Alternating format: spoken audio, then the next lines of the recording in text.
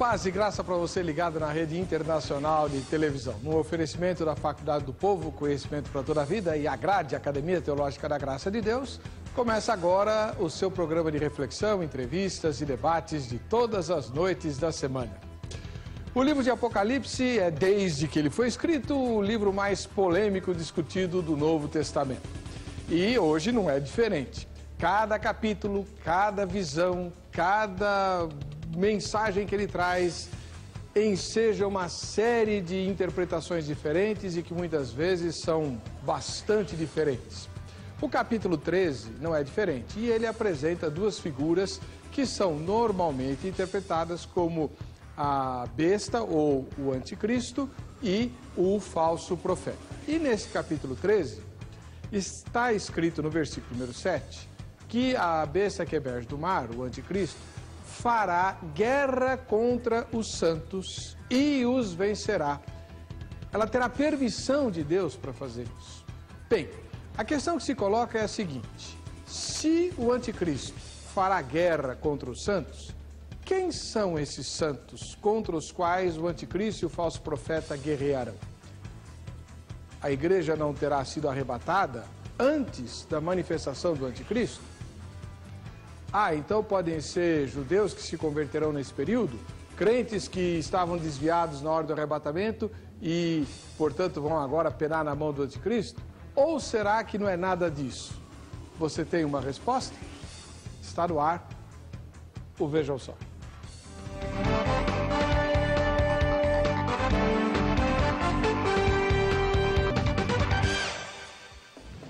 Muito bem, o programa de hoje promete porque mais uma vez vamos analisar e discutir com você questões da escatologia, no caso, ao capítulo 13 do livro de Apocalipse, que descreve a besta que emerge do mar, a besta que emerge da terra, o anticristo, falso profeta, mas com foco no que eles vão fazer contra os santos, identificados no versículo número 7. Para discutir esse assunto com você, nós trouxemos mais uma vez dois especialistas. Um deles é o pastor Marcos Greconato, da Igreja Batista Redenção. Por favor, professor, pastor, seja bem-vindo. Muito obrigado por ter vindo. E, só um minutinho, queria que o senhor conhecesse o reverendo Fernando de Almeida, da Igreja Presbiteriana do Brasil. Reverendo, muito obrigado mais uma vez por ter vindo. Obrigado. Não sei se o senhor conhece o pastor Marcos. Prazer é meu. Vamos lá, vamos nos aceitar que o telespectador e eu estamos muito curiosos para saber qual vai ser a resposta à pergunta tema de hoje: quem serão os santos a quem o anticristo e o falso profeta perseguirão e vencerão, segundo o texto de Apocalipse capítulo 13, com especialidade no versículo número 7. É uma questão difícil e você vai poder participar do debate como sempre. A nossa repórter, a Carla Viana, preparou uma matéria que apresenta o tema. Vejam só. As narrativas encontradas no livro do Apocalipse por vezes causam confusão na mente das pessoas, justamente por tratar de acontecimentos futuros, quase incompreensíveis. Por exemplo, todo mundo já ouviu falar do anticristo e do falso profeta, porém há quem diga que eles até surgiram, mas ainda não se manifestaram. Outros, como o teólogo Walter Bastos, especialista em assuntos escatológicos, diz que ainda não é tempo deles. Pastor, em que momento entram em cena o anticristo e o falso profeta? Bem, pela visão pré-milenista, a visão que eu acredito, né? O anticristo e o falso profeta vão se manifestar logo depois do rapto da igreja. Então, logo depois que a igreja for tirada da terra, não vai haver, assim, restrição para eles. Está escrito que hoje a força que restringe a manifestação plena do anticristo é o Espírito Santo vivendo na igreja. Então, com a retirada da igreja, o Espírito Santo sai de cena e aí o cenário fica livre para eles fazerem o que quiser, deitar e rolar.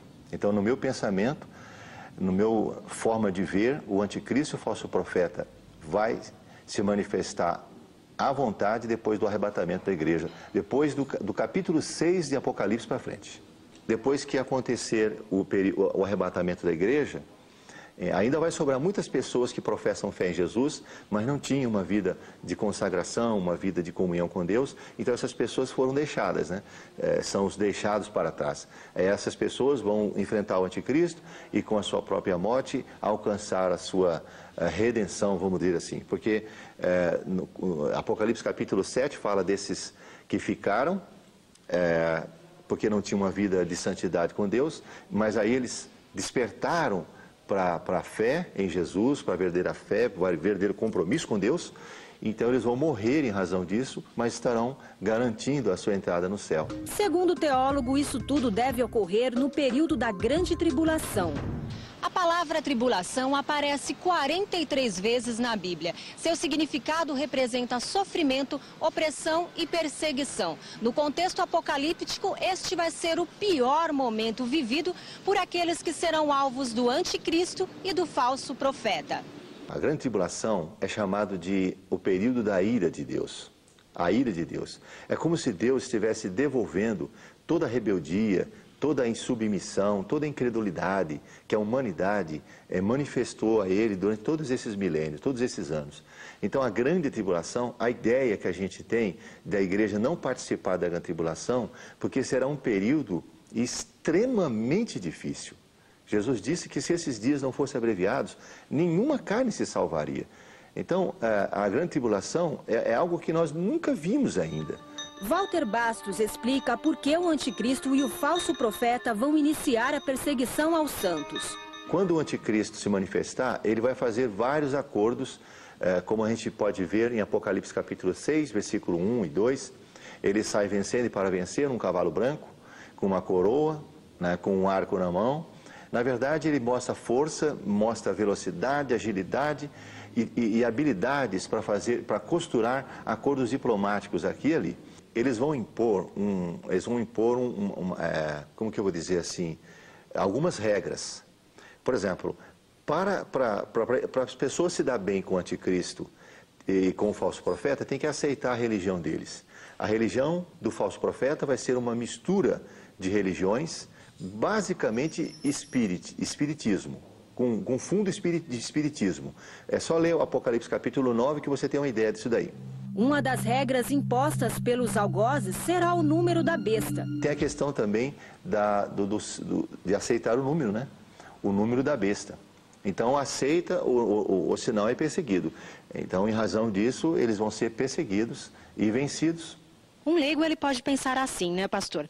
Teoricamente, os santos representam o bem e o anticristo, o falso profeta, o mal. Neste caso, então, o mal vai prevalecer? Com certeza, durante a grande tribulação, o mal vai prevalecer e parece que tudo vai para o brejo. Ou seja, tudo está perdido, mas lê do engano.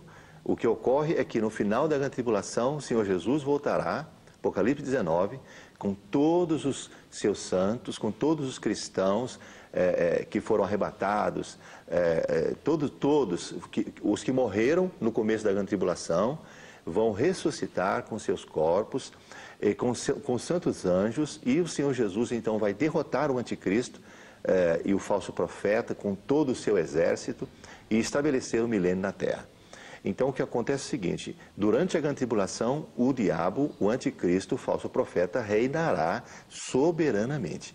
Ninguém vai conseguir confrontá-los. Eles não vão conseguir atingir os 144 mil que são protegidos por Deus, mas a verdade é que vai ser um período de trevas. Afinal, quem serão os santos que enfrentarão a fúria do anticristo e do falso profeta até serem derrotados? Este tema é debate do Vejam Só desta noite. Bom, diante dessa última cena aí, eu sou lindo, né? Puxa vida, que coisa. A ideia, você ouviu aí a exposição, né, do pastor Walter Bastos. Ele é ministro da Igreja do Brasil para Cristo e esposa a posição dispensacionalista e pré-milenista, que eu acho que também é a posição de um dos nossos convidados. Mas nós temos um outro que tem uma postura de interpretação bem diferente. Então hoje é o dia de você tirar suas dúvidas e aprender bastante, inclusive contribuindo, né, com a elucidação do tema. Quem serão os santos a quem o anticristo e o falso profeta perseguirão e vencerão? O pastor Marcos Granconato é ministro da Igreja Batista Redenção, já esteve conosco várias vezes e é professor do seminário Palavra da Vida. Mais uma vez, obrigado, pastor Marcos, por ter vindo. Queria o endereço da sua igreja. A minha igreja fica na Avenida General Ataliba Leonel, 3.780, na Parada Inglesa, zona norte de São Paulo. Muito bem. Do outro lado, nós temos o reverendo Fernando de Almeida, que é ministro da Igreja Presbiteriana do Brasil e é capelão da Universidade Mackenzie. Reverendo Fernando, mais uma vez, obrigado por ter vindo e o endereço da igreja que o irmão pastoreia. Obrigado pelo convite mais uma vez. A igreja fica na Vila Sônia, ali entre a região sul e oeste de São Paulo. E o endereço é a Rua Dr. Mário de Moura, em Albuquerque, número 200. Igreja Presbiteriana Betel. Muito bom. Você participa do programa apenas pelo site. Nós não temos condição de receber ligações hoje outra vez. Então é o vejamsó.com.br. Entra no site, vota na enquete, né? E você pode ganhar prêmios. Daqui a pouco eu vou mostrar para você também a enquete e os prêmios que você pode ganhar. Antes, eu tenho certeza que você quer saber o que o pastor Marcos Granconato e o reverendo Fernando de Almeida pensam a respeito do tema. Como que eles responderiam a pergunta? Então, pastor Marcos, eu sei que o senhor, sei lá, eu imagino que o senhor tenha mais ou menos a mesma linha da Palavra da Vida, né? Onde eu também militei. E naquela época eu era dispensacionalista. Eles continuam assim, né? Continuam assim, continuam. Então tá bom. Pastor Marcos Granconato, a linha dispensacionalista diz que a igreja será arrebatada antes do início da grande tribulação. É isso? Sim, geralmente sim. Se a igreja vai ser arrebatada antes da grande tribulação, então quem é que serão os santos que o anticristo e o falso profeta vão perseguir? Ok. Bom, nós cremos de forma um tanto semelhante àquele pastor É o Walter. da reportagem, mas com algumas ressalvas ali. Eu não concordo com tudo que ele falou. Escatologia, ninguém concorda. Não tem como dar as mãos em tudo, né? Mas nós cremos que depois do arrebatamento da igreja, a atividade de expansão do evangelho não vai cessar. Ela vai continuar. Inclusive, a ideia que ele transmitiu na reportagem, dizendo que o Espírito Santo será removido, isso aí é uma inferência que ele fez, mas a partir de zero em termos de evidência bíblica. A Bíblia fala que algo será removido, mas não fala o que é. E no texto original aparece tanto o pronome neutro como o pronome masculino. Então fica difícil definir se é algo ou se é alguém. Então não dá para dizer que é o Espírito Santo, não sabemos ao certo o que é. Alguns acham que é o governo mundial, o atual modelo de governo mundial. Enfim, eu não creio que seja o Espírito Santo, eu creio que o Espírito Santo continua atuando. E a Bíblia fala, o Senhor Jesus disse em Mateus 24, que durante esse período tribulacional, o evangelho do reino será pregado a todas as nações, em todas as nações, e então virá o fim. Então haverá, na realidade, um número enorme de conversões durante a tribulação. A igreja foi arrebatada, mas isso não impede que haja a conversão de outras pessoas. Talvez, aí já não sabemos, é uma obscuridade na escatologia para nós, que cremos assim, talvez essa atividade missionária de proporções globais, como nunca vista antes, talvez seja levada a efeito por aqueles 144 mil judeus das 12 tribos de Israel, 12 mil de cada tribo, que serão selados e que são testemunhas de Jesus, que não são as testemunhas de Jeová, né? São homens que serão levantados nesse período para proclamar a verdade a todo mundo. Talvez eles sejam responsáveis por essa difusão do evangelho a toda criatura, conforme Jesus fala em Mateus 24, 14. Então, o período da tribulação, diante da atividade missionária tão intensa prevista pelo Senhor, será na realidade também, no aspecto positivo, um período de grande avivamento.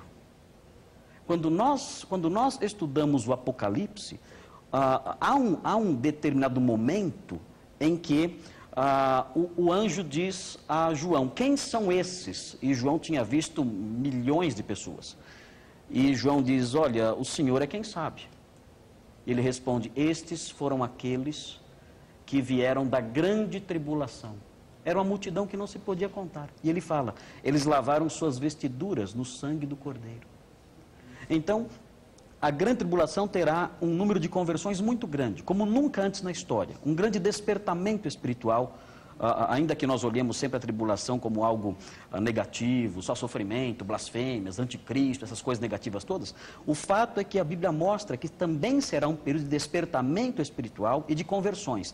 Essas pessoas que vão se converter na grande tribulação, talvez pelo trabalho dessas testemunhas, não sabemos ao certo, né? Essas pessoas serão santos, que Apocalipse 13 menciona, e que fala que serão perseguidos pelo anticristo e pelo falso profeta.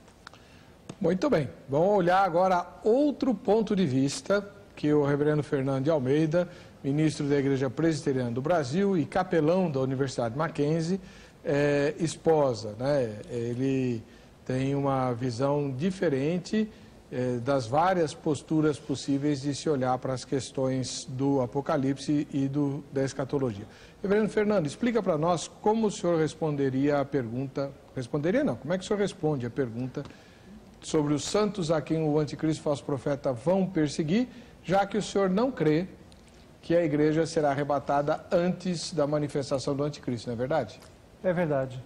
Na verdade, eu creio, muito parecido àquilo que o irmão falou, só com esse simples detalhe, né, que tudo isso se diz respeito a toda a igreja, e não tão somente àquela igreja da tribulação.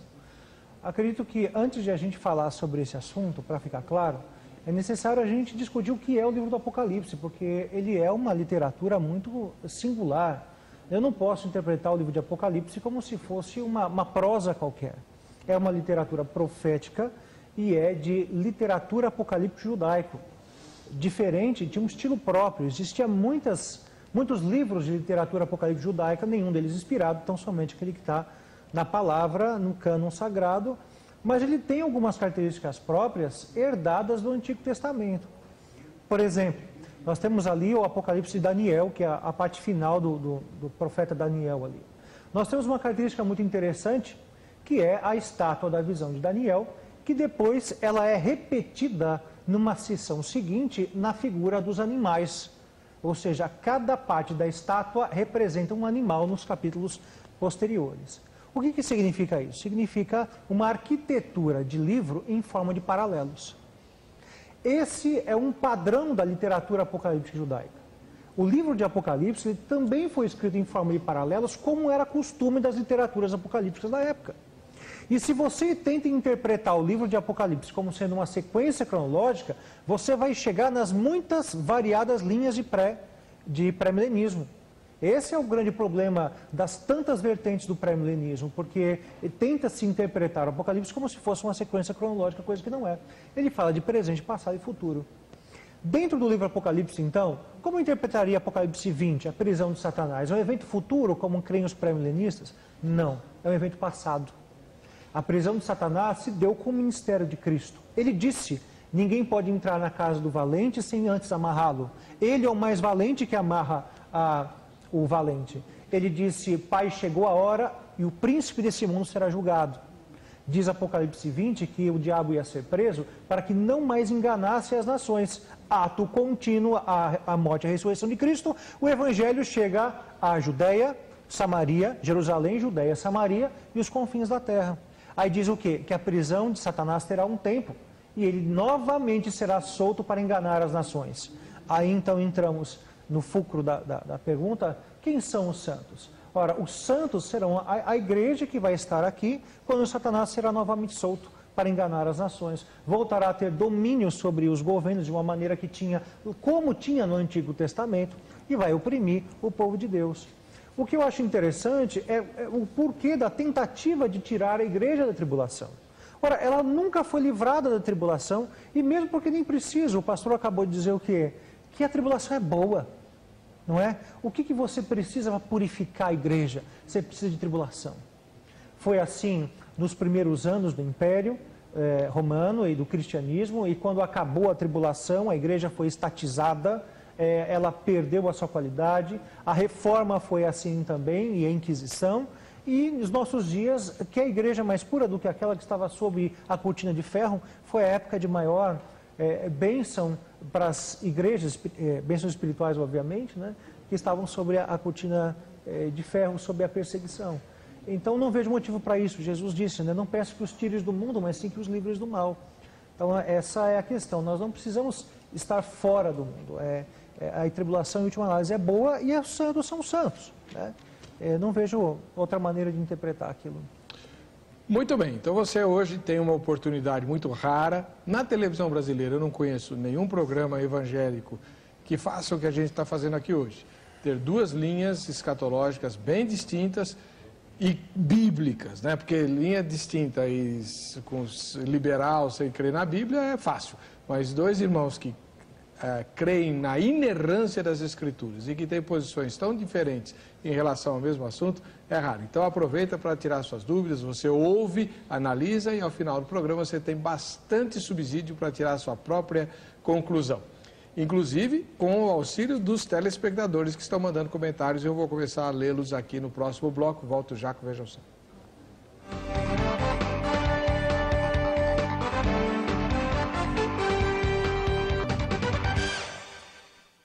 Bom, a nossa enquete de hoje é a seguinte: segundo Apocalipse 13:7, os santos combatidos pelo anticristo serão, primeira resposta possível, o povo de Israel que se converterá na grande tribulação.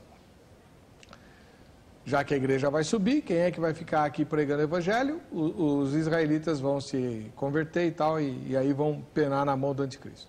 Segunda resposta possível, os salvos, uma vez que o arrebatamento se dará em futuro posterior a isso. Então, aqueles que não creem no arrebatamento da igreja antes da manifestação do anticristo podem votar nessa opção, né? Porque os cristãos terão que se haver com o anticristo, falso profeta, e vão ter que permanecer fiéis diante dele.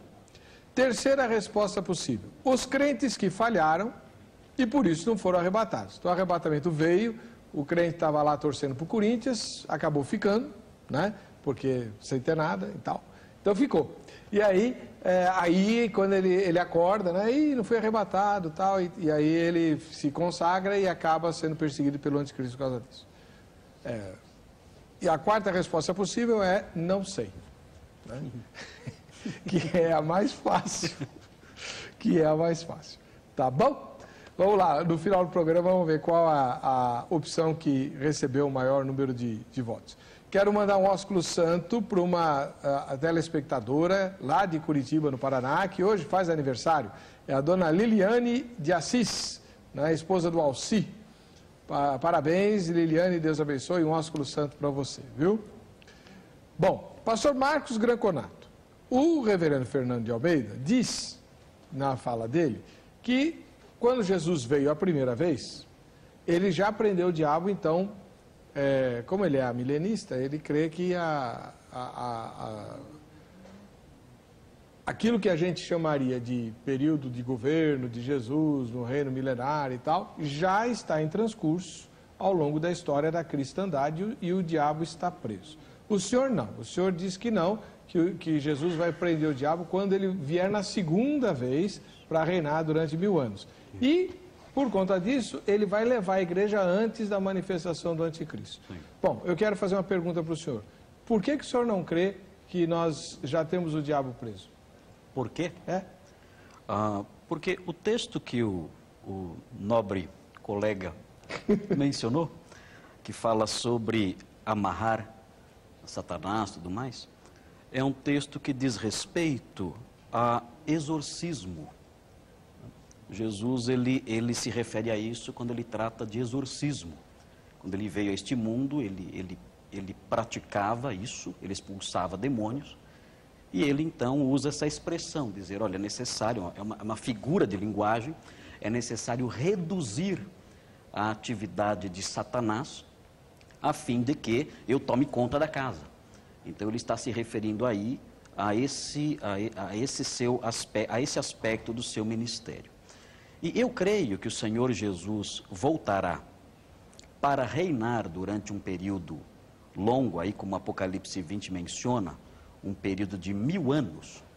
Eu creio nisso. Não creio que o milênio seja agora e ele esteja reinando agora. Porque quando o anjo Gabriel apareceu a Maria, por ocasião da anunciação, ele disse as seguintes palavras, em Lucas 1, versículo 32. Este será grande e será chamado Filho do Altíssimo. Deus, o Senhor, lhe dará o trono de Davi, seu pai. Jesus nunca sentou no trono de Davi, e Davi nunca sentou no trono celeste. Então o trono celeste onde ele está agora, não é o trono do reino prometido a ele nesta ocasião. O trono de Davi não é no céu. O trono de Davi é aqui, é em Jerusalém, foi em Jerusalém.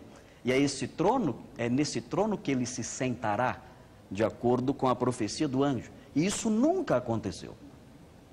De modo que o Senhor deverá voltar para reinar sobre esse trono, conforme a promessa do anjo. Hoje, ele está reinando, é claro, não há dúvida. O autor de Hebreus fala que ele reina. E outros textos mostram o Senhor Jesus sentado à direita de Deus. Mas ele nunca sentou num trono terreno. E isso está reservado para o período chamado período milenar, que, aliás, é uma crença antiga na igreja. Os primeiros teólogos, os pais da igreja do século II, eram todos milenaristas. Depois é que essa crença foi abandonada por razões históricas, em virtude do que nós chamamos de teologia oficial, de Eusébio de Cesareia, e conversão de Constantino e tudo mais. Isso promoveu uma crença no amilenismo que vem ao longo de todos esses séculos aí. Que vem se... Agostinho. Tá. Mas em virtude da leitura que ele fazia, da conversão de Constantino e da cristianização do Império. Mas Eusébio já tinha também essa ideia. Tá. Agora, reverendo Fernando, só para a gente esclarecer bem para o telespectador perceber, né, essas diferenças de postura e ver como a palavra de Deus é rica e o corpo de Cristo é diversificado.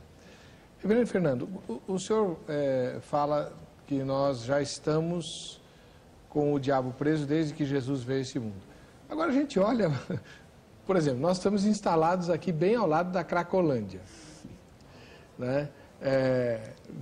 Hoje mesmo a justiça brasileira condenou um casal que matou e retalhou os próprios filhos e espalhou-os pelas ruas de um município aqui na Grande São Paulo. Dá para acreditar que Jesus está reinando e o diabo está preso diante de coisas desse tipo? É difícil, né? Antes de entrar no assunto, eu quero fazer aqui um veemente protesto em nome de todos os corintianos que estão assistindo o seu programa. Eu aceito. Inclusive esse que vos fala. Tá dado. Bem, mas vocês deviam protestar contra o time. Tem razão, né? Antes de entrar, novamente, antes de entrar nesse assunto, lembrando algumas coisas interessantes que o irmão falou ali, quando Jesus fala de que ele amarrar o valente, lá em Marcos, ele está tratando, é verdade, de um caso de expulsão demoníaca que ele tinha acabado de realizar, mas a questão extrapolou porque os fariseus acusaram Jesus de expulsar em nome do Beelzebu. E aí, por isso que ele extrapola a própria expulsão em si e fala que isso não é possível, porque existe uma contradita entre ele e o Beelzebu. O ministério dele é esse, de amarrar o Beelzebu. Por isso, naquele caso, ele não poderia estar expulsando pelo nome de Beelzebu. Além disso, tem um outro texto em João também, quando ele fala: Pai, é chegada a hora que o príncipe desse mundo será julgado. Agora, não sou eu que digo que o reino de Cristo já começou. Foi quem disse, foi João Batista. Ele falou: arrependei-vos porque é chegado o reino.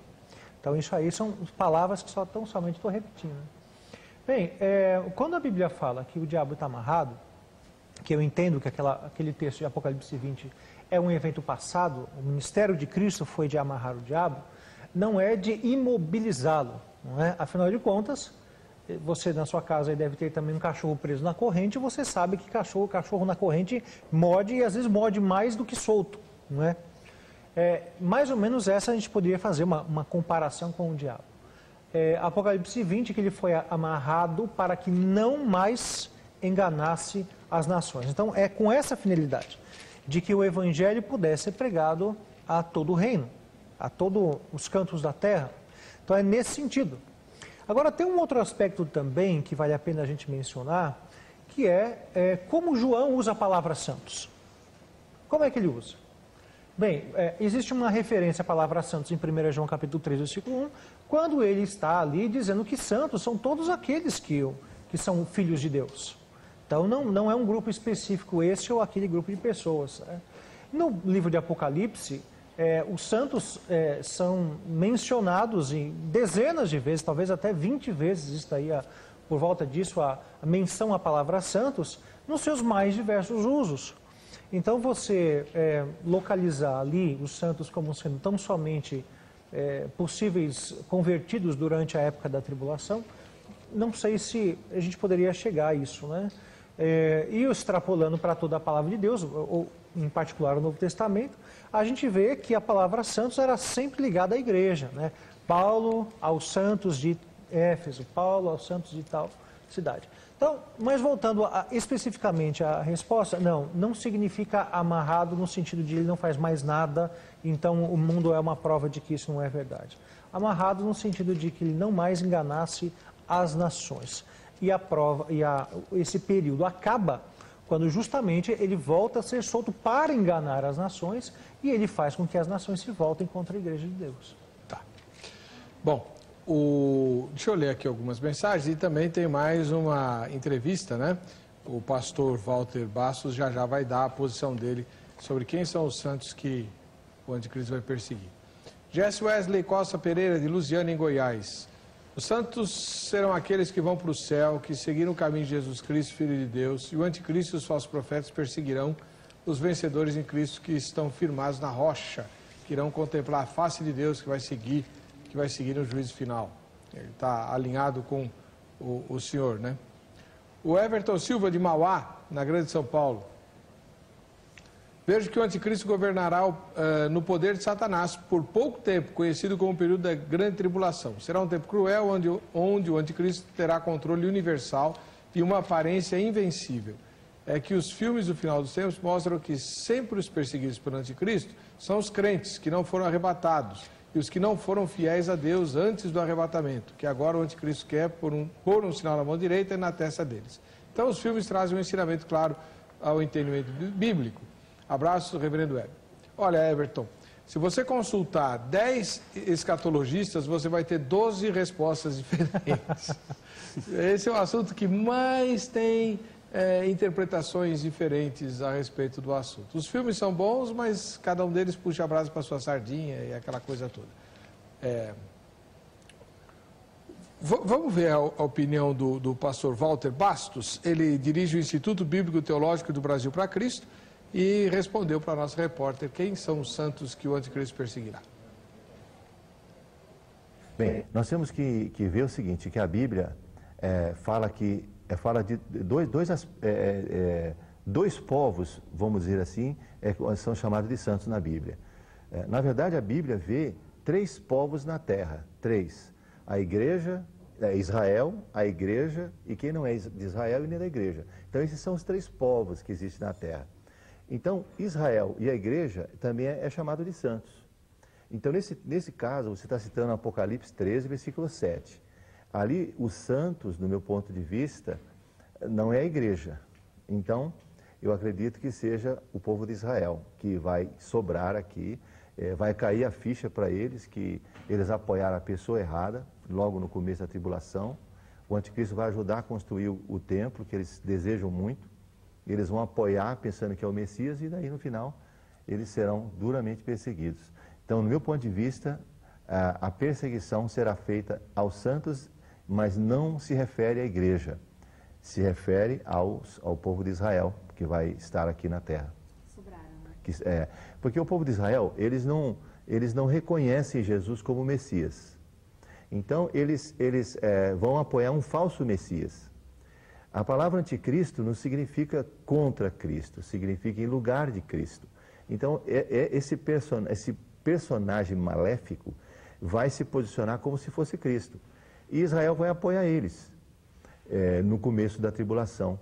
Mas depois vai cair a ficha, eles vão perceber que é a pessoa errada, aí começa a perseguição. Então, no meu ponto de vista, Apocalipse capítulo 13, a igreja não está mais aqui.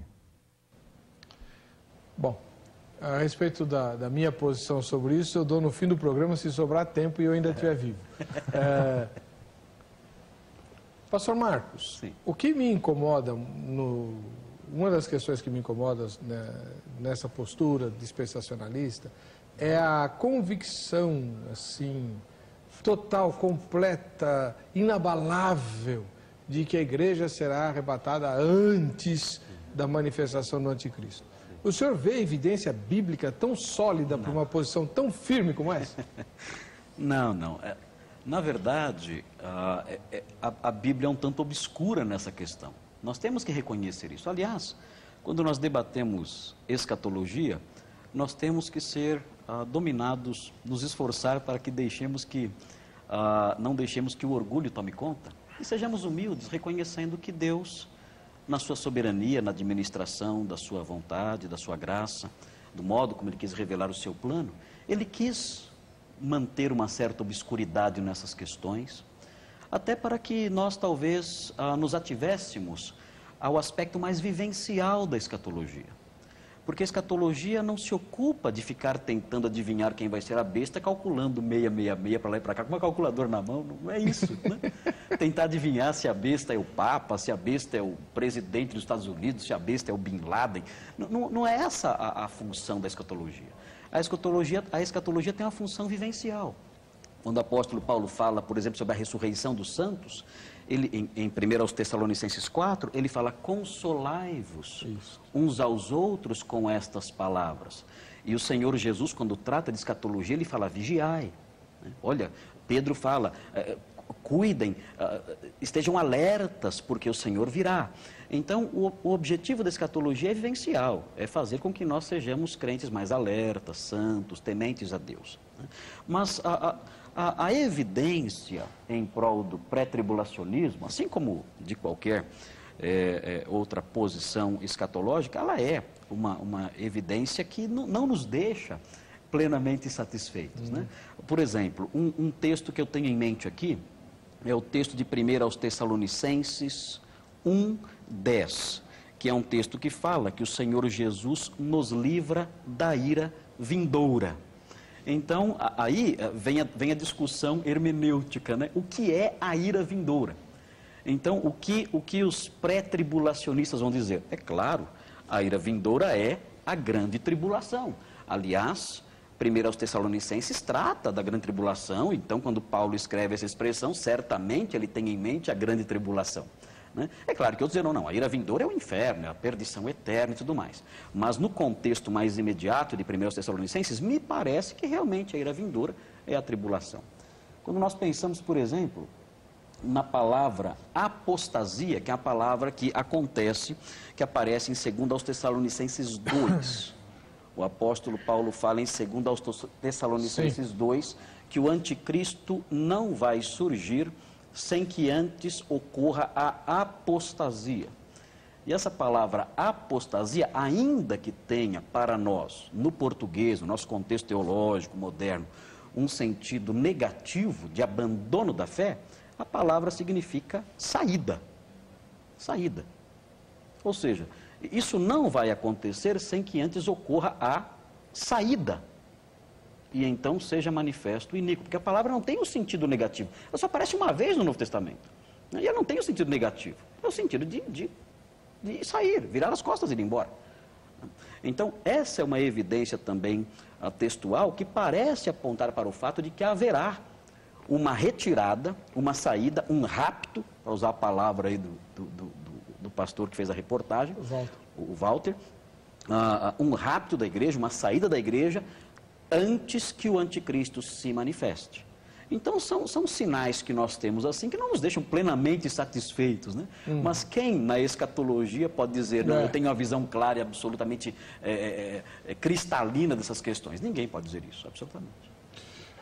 Agora, pastor Fernando, na sua fala, o senhor mencionou que os santos que o anticristo vai perseguir são os crentes, é a igreja de Jesus, né? não exatamente num período de 7 anos, como o dispensacionalismo coloca a grande tribulação, dividida em 2 períodos de 3 anos e meio e tal, mas ao longo da história da igreja ou num período concentrado perto do fim dos tempos? Os dois. Acredito que há um ministério que envolve todos esses processos, né? Existem perseguições no decorrer, na história da igreja, mas não será igual àquela perseguição final. Existem ministérios de anticristo durante a história. 1 João 4:1 deixa isso claro, né? Provai os espíritos, aquele que confessa que Jesus Cristo não vem em carne, esse é o espírito do anticristo. Então, naquela época, Jesus já coloca, João já coloca na figura ali dos agnósticos, né? O espírito do anticristo, porque está destruindo a figura de quem é o nosso Redentor. Mas vai acontecer, eu creio nisso. Alguns amigos meus, como você mesmo disse, né? 10 teólogos, 12 correntes, né? Alguns amigos meus acham que não é personificado. Eu acho que vai haver um anticristo incorporado. Só para deixar mais claro essa questão, como nós vemos a linha do tempo, né? Isso é mais ou menos uniforme, né? Entendemos que há essa intervenção com a vinda de Cristo, a inauguração do reino de Deus, dois reinos que convivem em atrito, né, como é a própria natureza do crente, né, 2 vontades dentro de si, né, 2 reinos que convivem em atrito até quando haverá a grande tribulação. O que inaugura a grande tribulação dentro da visão milenista? São 2 coisas. Uma é a soltura de Satanás, mas que ela trabalha em conjunto com o ministério da apostasia. Ou seja, não só Satanás é solto para voltar a enganar as nações, mas como também aí a igreja de Cristo, ela tem uma parte dela, uma grande parte dela que se torna apóstata. E aí vem a besta, que é o falso profeta, que vai levar a igreja à apostasia, né? Vai convencer muita gente, por causa dos sinais, por causa dos milagres, faz até fogo chover do céu, não é? Então isso vai enfraquecer a igreja, de maneira que ela, por um lado, pareça estar fraca, mas por outro lado, como disse o irmão, ela vai estar sendo purificada, na verdade, né? Porque quem não é, eu não consigo conceber essa história, né? Quem é crente mais ou menos vai ficar, não é? O cara lá falou, que negócio é esse, não é? Que é isso? Não existe esse negócio, ou você é de Deus ou você não é, não existe esse negócio, não é? Ninguém pode servir a 2 senhores. Jesus Cristo deixa muito claro, acho que o Abraão concorda com isso também, claro, né? O crente mais ou menos vai ficar. Arrebatamento parcial está fora de... É esquisito demais esse negócio. Eu vou para o intervalo, voltamos já com o Vejam Só e a sua opinião sobre o assunto.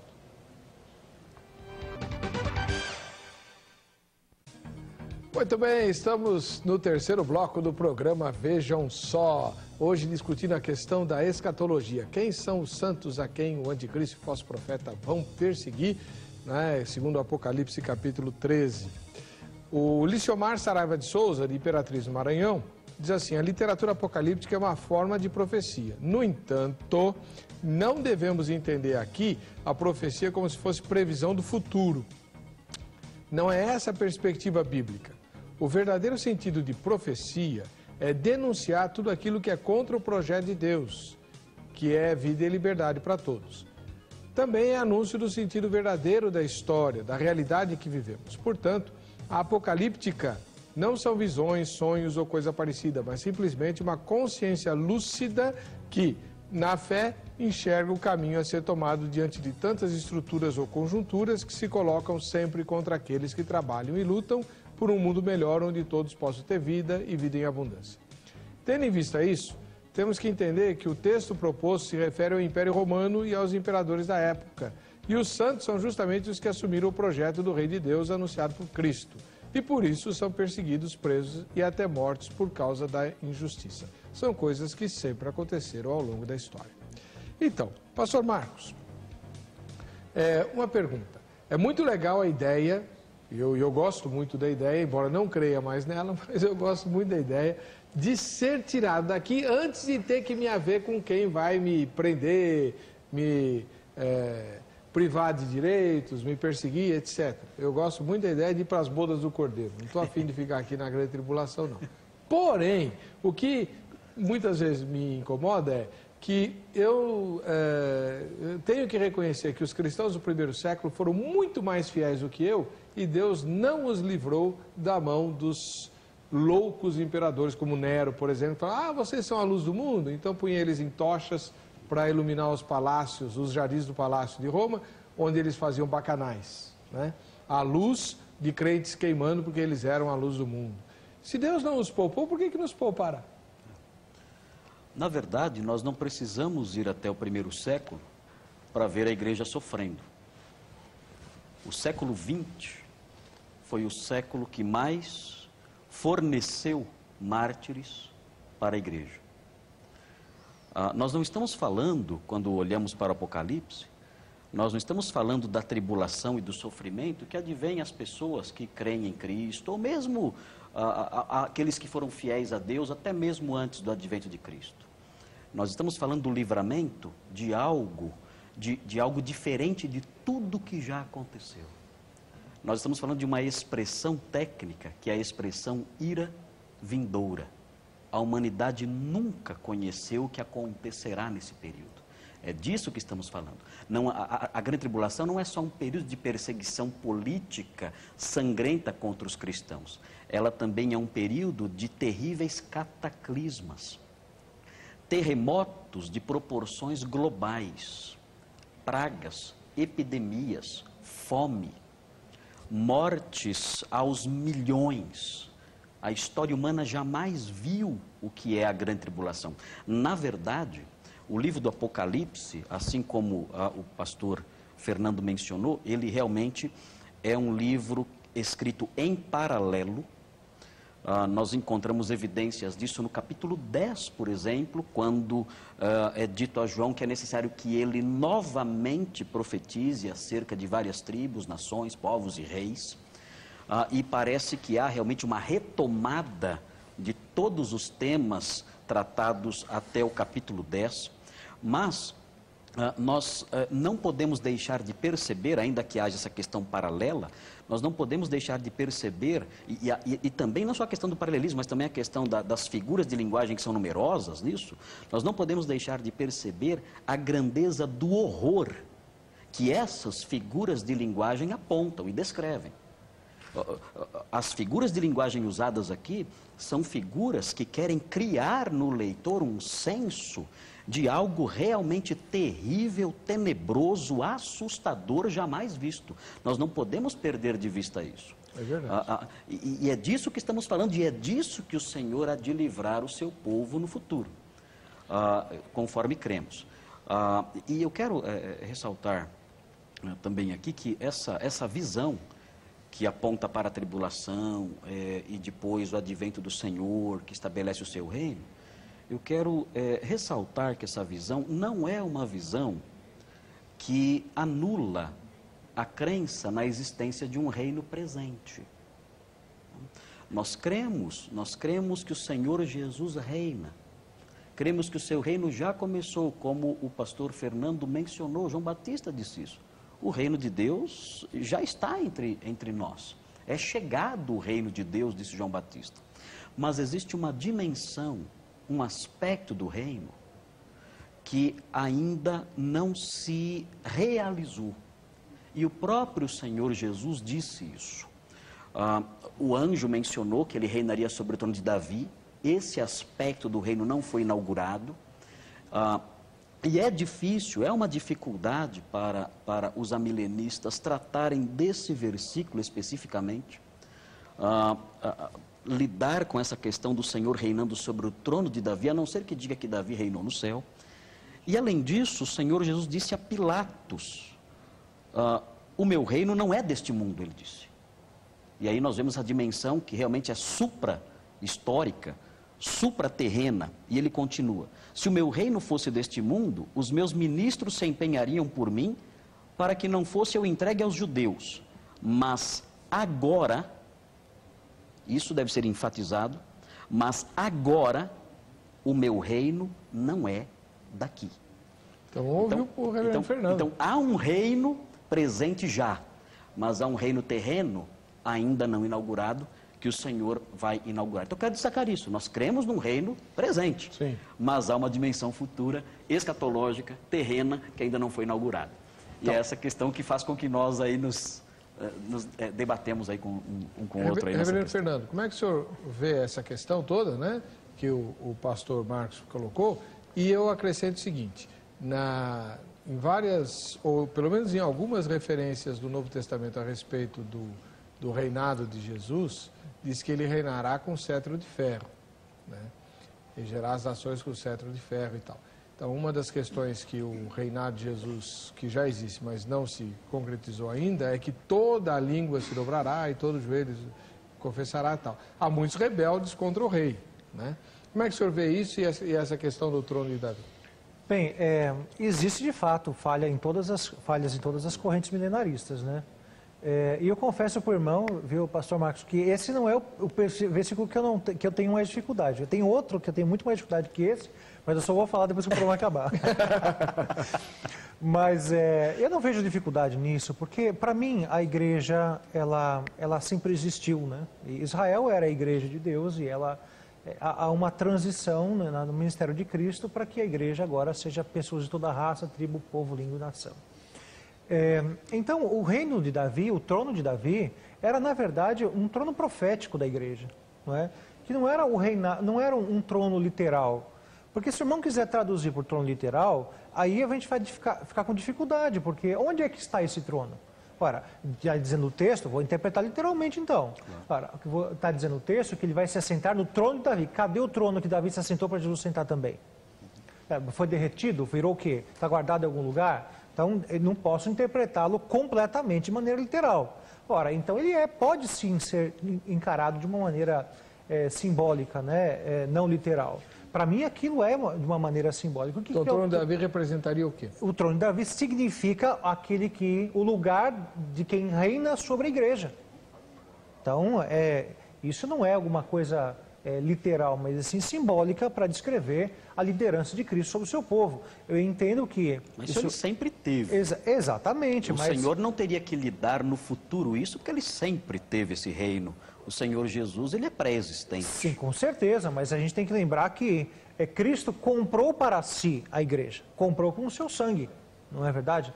Então, ele resgatou da morte aqueles que estavam destinados ao inferno e isso significa reinar sobre o seu povo. Então, para mim, isso é um reinado profético, né, sobre a igreja. Sobre a questão do cetro de ferro. Do cetro de ferro, mas tinha uma outra questão também que o irmão falou. A questão do agora o meu reino não é daqui. Sim, isso. Agora não é daqui. Obviamente. Qual era a acusação contra Jesus? A acusação contra Jesus era o quê? Jesus Cristo, rei dos judeus, estava escrito em cima da cruz. Ele se declarou rei dos judeus e foi morto pela sentença de morte, porque ele meio que estava rebelando algumas pessoas contra o Império Romano. Sim. Então, o que ele quer dizer com isso? Que ele não estava tentando competir com César ou com Herodes ou quem quer que seja. Então, não vejo nenhuma dificuldade em relação a isso. Mas o que eu concordo plenamente com o irmão é, inclusive, um dos postulados do amilenismo. Aliás, eu quero até que mudar, né? É melhor falar de escatologia inaugurada, né? De milenarismo, milênio inaugurado, não de amilenismo. A gente crê assim no milênio, só que não é literal. Esses 1000 anos são simbólicos, como o Salmo diz, né? Para Deus, um ano é como 1000 anos, e assim por diante. Então, nós cremos nesse postulado que é o já e o ainda não é? Ou seja, existem aspectos do reino que já estão presentes, mas não todos os aspectos, que só vão concluir quando, de fato, Jesus voltar.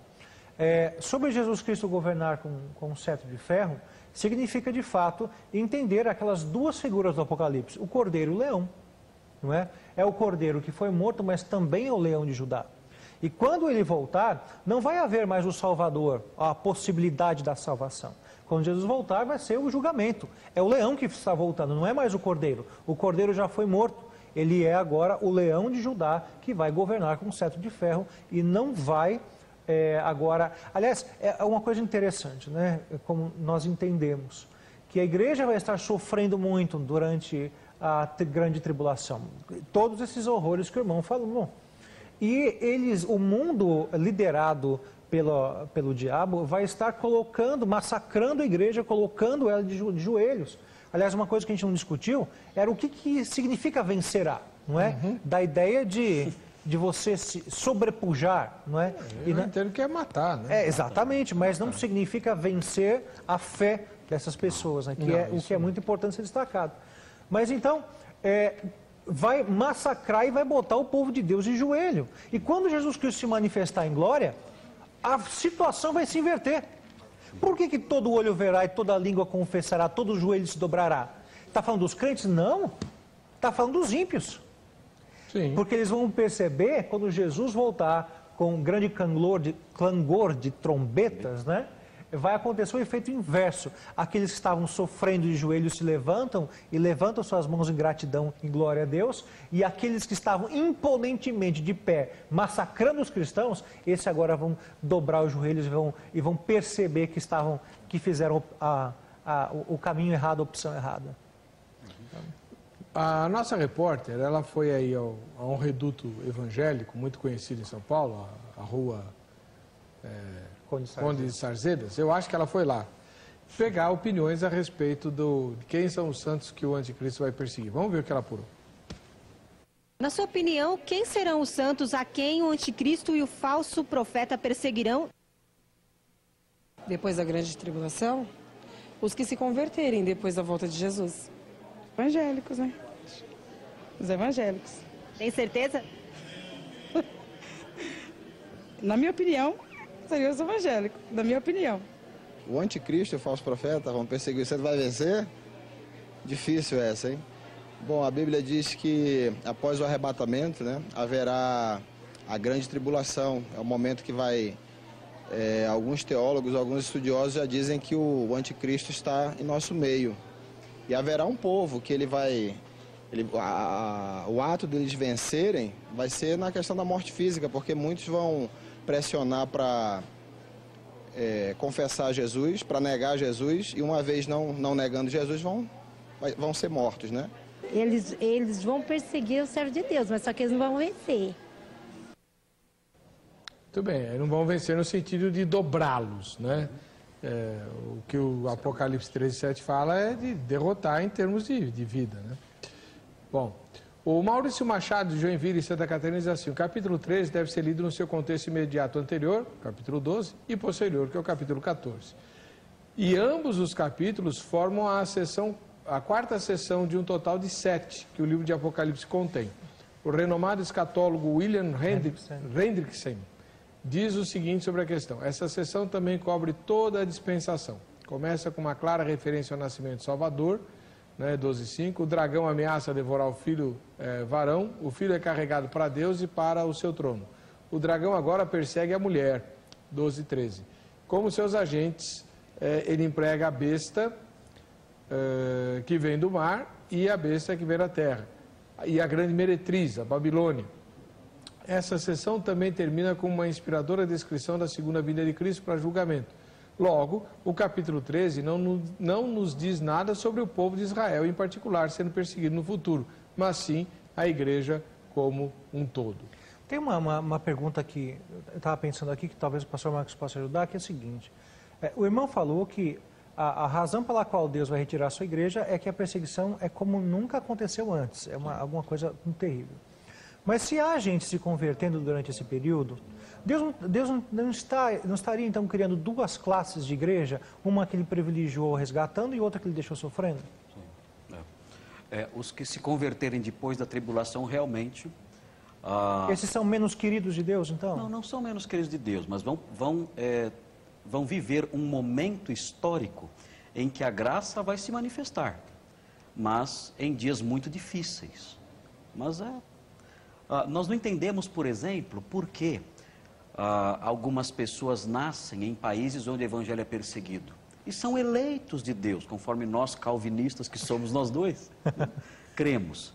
Por que Deus permite ou decreta, para usar o nosso verbo preferido, por que Deus decreta que alguns eleitos seus nasçam em condições terríveis de perseguição, prisões, mortes, e outros nasçam em berço de ouro, no conforto, num país próspero, cheio de liberdade? Essas coisas estão escondidas nos decretos de Deus. Nós entendemos por quê. Eu concordo, mas não diz respeito a duas classes diferentes. Entendo, mas isso a questão se esconde é a razão, na soberania, né? dele. Por que Deus retirou a sua igreja para não passar pela tribulação, segundo crê o pré-milenista especialista?